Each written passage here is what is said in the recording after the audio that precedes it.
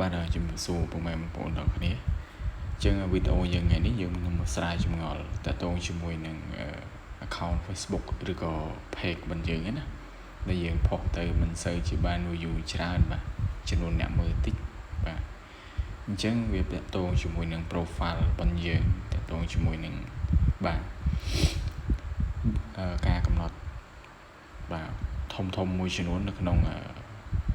Facebook page ឬក៏ account របស់យើងណាបាទអញ្ចឹងវីដេអូនេះយើងស្រាវចម្ងល់ទាំងអស់ហ្នឹងហើយយើងអាចទៅឆែកមើលយើងចូលកាន់ Facebook មកបាទអញ្ចឹងកន្លែងនេះបាទជា profile បាទមានន័យថាគឺជាគេហទំព័រឬក៏ Facebook បាទ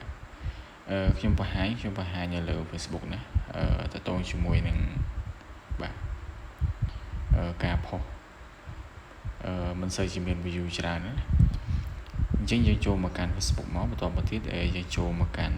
បាទ profile យើងខាងក្រោមនេះ iPhone នៅខាងក្រោមបាទអញ្ចឹងបន្តមកទៀតបាទបងប្អូនចុចមកខាងលើមកកន្លែងសញ្ញាត្រី3នេះបាទ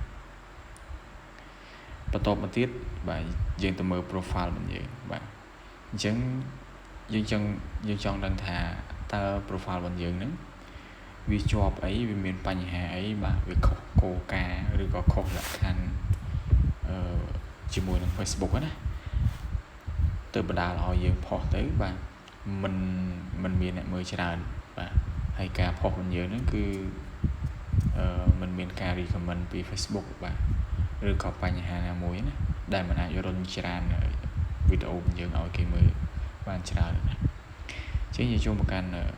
profile status មកបាទអញ្ចឹងនៅទីនេះខ្ញុំនឹងបង្ហាញអ្នកទាំងអស់គ្នាចំនួន4ចំណុចធំបាទតទៅជាមួយនឹងការផុសទៅមិនសូវជាមានអ្នកមើលច្រើនណាបាទអញ្ចឹងបងប្អូនកន្លែងមើលនៅកន្លែង profile កន្លែងរូបខ្ញុំនេះបាទយើងឃើញមានសញ្ញា tick ពណ៌ខៀវមួយនេះបាទនេះគឺជា Facebook អាប់ដេតទម្រង់ថ្មីបាទបើទម្រង់ចាស់គឺវាមានសញ្ញា tick បាទពណ៌ខៀវហើយមានអក្សរaccount available ណា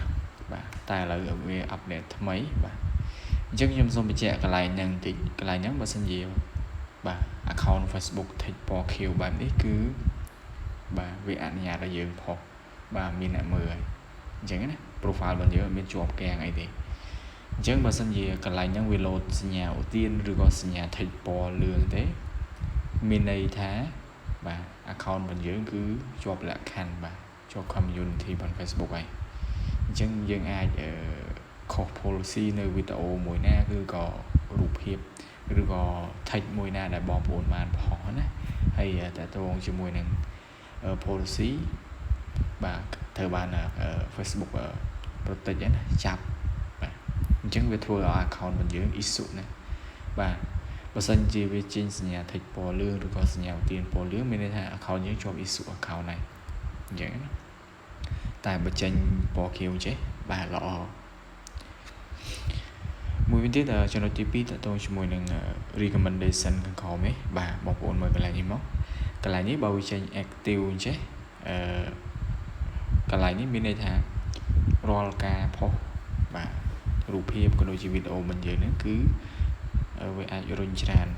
បាទ recommend ទៅកាន់អ្នកដទៃឲ្យគេចូលទស្សនាណាបាទទី3តទៅជាមួយនឹង monetize បាទ monetize នេះក៏ដូចគ្នាដែរវាចេញ active ដូចគ្នាបាទអញ្ចឹងបើសិនជាកន្លែងហ្នឹងវាចេញ issue account ដែរកន្លែងហ្នឹងគឺយើងមិនអាចរកចំណូលបានទេណាហើយតទៅជាមួយនឹង marketplace នេះមានន័យថាបាទគឺជាតំបន់ឬក៏ទីផ្សារដែលវារុញច្រានវីដេអូយើងទៅណាបាទតទៅជាមួយនឹងការផុសក៏វាមាន block របស់វាដែរណាអញ្ចឹងនៅទីនេះគេប្រើពាក្យថា marketplace បាទអញ្ចឹងយើងផុសទៅវីដេអូយើងត្រូវរុញច្រានទៅតំបន់ណា block ណាបាទអញ្ចឹងណាហើយកន្លែងហ្នឹងដូចគ្នាបើវាចេញ បាទ account issue ឬក៏មានលោតសញ្ញាបាទខុសពីប្រកបដីណាបាទអញ្ចឹងវីដេអូដែលយើងផុសទៅគឺអត់មានអ្នកមើលទេបាទមិនត្រូវបាន recommend ទៅកាន់អ្នកដទៃណាបាទតែបើវាចេញដូចខ្ញុំនេះបាទមានសញ្ញាតិចពណ៌ខៀវហើយrecommendation នេះ active បាទ monetize active ឬក៏marketplace active អញ្ចឹងមានន័យថារាល់វីដេអូដែលខ្ញុំផុសឬក៏រូបភាពដែលខ្ញុំបង្ហោះនៅលើបណ្ដាញសង្គម Facebook ឬក៏ page របស់ខ្ញុំហ្នឹងបាទត្រូវបានរុញច្រានឬក៏ចែកលេខទៅកាន់អ្នកទស្សនាដទៃទៀតណាបាទអញ្ចឹងបងប្អូនកុំភ្លេចចូលឆែកទៅមើលprofile របស់យើងបាទតើវាមានជាប់ issue account អត់ណាបាទអញ្ចឹង issue account មានច្រើនបាទ issue account រឿងទី1 issue account តទៅជាមួយនឹងការប្រើប្រាស់ពាក្យពេចន៍បាទមិនសមរម្យអញ្ចឹងណាទី2តទៅជាមួយនឹងការផុសវីដេអូមិនសមរម្យហើយទី3តទៅជាមួយនឹងការផុសបាទយើងផុសបងប្អូនជាទូទៅបងប្អូនផុស Facebook ណានៅពេលដែលបងប្អូនផុស Facebook អញ្ចឹងហើយបាទឧទាហរណ៍ថាបងប្អូនផុសបាទវីដេអូនេះចុះឧទាហរណ៍ណាអញ្ចឹងបងប្អូនផុសវីដេអូហ្នឹងនៅលើ account ខ្លួនឯងហើយបងប្អូនភាគច្រើនបងប្អូនចុច share បាទបងប្អូនចុច share នៅលើ account តែមួយនឹងទៀតបាទអញ្ចឹងនៅពេលដែលយើង share account ខ្លួនឯងបាទវាធ្វើឲ្យបាទ Facebook ចាប់ណាបាទ Facebook ចាប់អញ្ចឹងនៅពេលដែលបងប្អូនធ្វើការ share ជាញឹកញាប់ទៅគឺ Facebook វាចាប់ account របស់យើងហើយបាទខ្ញុំសោយសេវាបាទអញ្ចឹងនៅពេលដែលបងប្អូនទម្លាប់បែបហ្នឹងបាទទម្លាប់ share បែបហ្នឹងគឺវាអត់ល្អទេទៅជាមួយនឹង account របស់យើងណាបាទអញ្ចឹងរឿងដែលសំខាន់គឺហាម share ណាហាម share នៅលើ account ខ្លួនឯងណា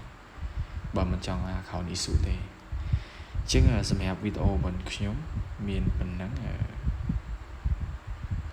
យើងជួបគ្នានៅវីដេអូក្រោយទៀតណាអរគុណច្រើន